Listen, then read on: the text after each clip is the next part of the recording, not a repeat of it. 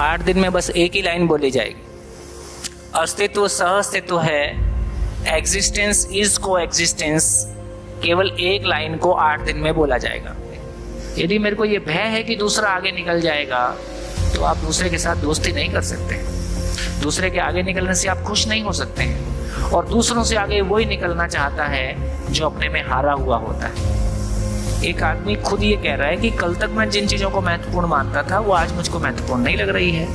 तो from day one मेरी ज़िंदगी में मेरे पास जो लक्ष्य हो, मेरी ज़िंदगी का जो ब्लूप्रिंट हो, मेरी जो लक्ष्य, तो मेरे को फ्रॉम डे वन पता हो कि मेरी ज़िंदगी में मेरे लिए क्या इंपॉर्टेंट है। या मैं एक गोल बनाता हूँ, फिर 10 साल मेहनत करता हूँ, फिर वहाँ पहुँचता हूँ, पहुँचने के बाद पता चलता है ये ठीक नहीं है, फिर मैं दूसरा बना लेता हूँ, फिर 10 साल उसको परसू करता हूँ, फिर पता चलता है ये भी ठीक नहीं है, फिर मैं एक नया बनाता हूँ और ज़िंदगी की शाम हो जाती है। उपलब्धि तो कुछ नहीं हुई। कोई भी क्रिएशन लाइफ टाइम इन्वेस्टमेंट है। जिंदगी में किसी भी फील्ड में चले जाएं, लाइफ टाइम इन्वेस्टमेंट है, कोई 2, 5, 10 साल का मामला ही नहीं है। तो इसका, और 2, 5, 10 साल तो मेरे कहीं लग ही नहीं रहे। मैं तो 10 साल यहाँ लगाया, 10 साल वहाँ लगाया, 10 साल वहाँ लगाया, और जिंदगी की शाम हो गई। तो मेरी सारी प्रतिभा, उस बड़ी सफलता का अधिकारी होने के बावजूद मेरी थॉट्स में क्लैरिटी नहीं था, तो मेरा परफॉर्मेंस में किसी एक डायरेक्शन में नहीं रख पाया, और जिंदगी की शाम हो गई। ये कहानी अधिकांश लोगों की है। जब भी व्यक्तित्व से पद सुशोभित होता है तो पद से कोई चीज डिलीवर होगी, जो डिलीवर करने वाले के लिए भी तृप्तिदायक होगा और लोगों के लिए भी तृप्तिदायक होगा। जब पद से व्यक्ति सुशोभित होता है तो वो पद पे बोझ है। जब तक पद नहीं मिला तब रूप बल और धन किस काम के लिए है? तो किन्हीं के लिए वो एक पद पाने का जरिया हो सकता है, ताकि उस पद के माध्यम से मैं अपनी बुद्धि को व्यक्त कर पाऊँ।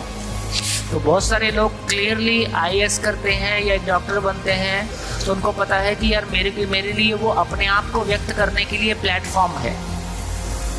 तो वो मुझको व्यक्त करने के लिए प्लेटफॉर्म है, तो पद से मेरी पहचान होगी कि पद की पहचान मुझसे होगी। यदि पद की पहचान मुझसे होती है तो इसका मतलब मैं पद से बड़ा हूं और पद को मैं यूज करता हूं अपने व्यक्तित्व को व्यक्त करने के लिए, है ना।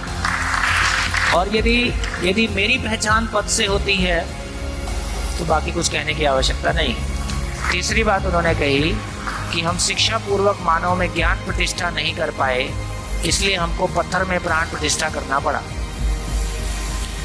हमको पत्थर में प्राण प्रतिष्ठा इसलिए करना पड़ा क्योंकि एक जीवंत मानव में हम ज्ञान प्रतिष्ठा नहीं कर पाए। तो मानव की आस्थाओं को टिकाए रखने के लिए कि मानव से बड़ी कोई ताकत है ना, शरीर से बड़ी कोई ताकत है, और कहीं तो वो अपना सर झुकाता रहे, कहीं तो उसको ध्यान में रहे कि कोई ऊंचे आदर्श हैं, या कोई जिंदगी केवल जिंदा रहना जीना नहीं है, इंद्रियों को भोगना जीना नहीं है, केवल गाड़ियों में घूम लेना जिंदा नहीं है ना, जीना कुछ और चीज़ है, कहीं तो वो ध्यान में बात आती रहे, है ना। इसलिए यहाँ से सूत्र निकल के आता है, जो स्वयं में सम्मानित है उसका कोई अपमान कर सके ये भी संभव नहीं है, और जो स्वयं में सम्मानित नहीं है उसका कोई सम्मान कर सके ये भी संभव नहीं है। जय मजा आ गया। इससे ये समझ में आया, आप ही बोलते हो सेल्फ रिस्पेक्ट। अब सेल्फ समझ में आएगा तब ना रिस्पेक्ट होगा। सेल्फ कहाँ है?